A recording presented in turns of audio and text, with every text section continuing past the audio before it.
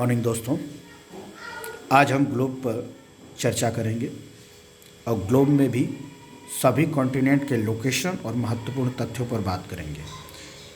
First continent is Asia, second continent is Africa, third continent is north America, fourth continent is south America, fifth continent Antarctica, sixth continent Europe और seventh continent Australia. Asia के बारे में बात करें तो Asia विश्व का 29% भूभाग कवर किया है और पॉपुलेशन में 60% पॉपुलेशन एशिया में निवास करती है। एशिया महाद्वीप का सबसे बड़ा पर्वत जो है हिमालय पर्वत है और उसका सबसे ऊंचा जो पठार है वो तिब्बत का पठार है। एशिया और यूरोप को एक साथ यूरेशिया के नाम से जाना जाता है। जो एशिया और यूरोप को अलग करता है उसका नाम है यूराल पर्वत और दूसरा नाम है कैस्पियन सागर। ये जो है एशिया और यूरोप को अलग करने वाला बॉर्डर लाइन है, जिसमें यूराल पर्वत है और दूसरा है कैस्पियन सागर।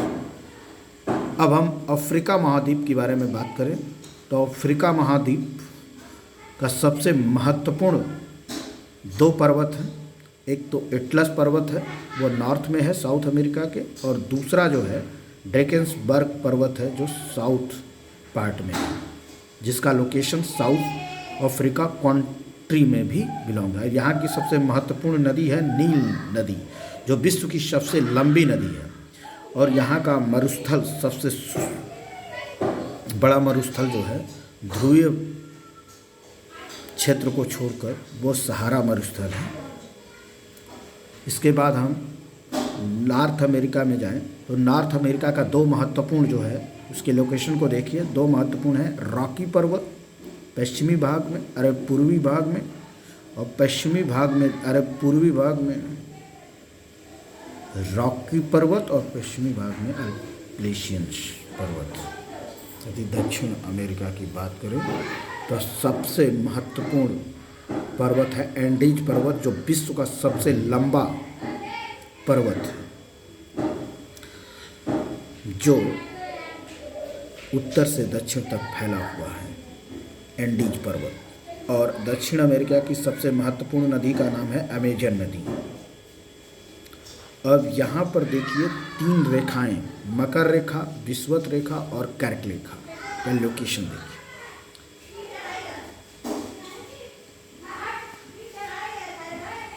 अब हम आते हैं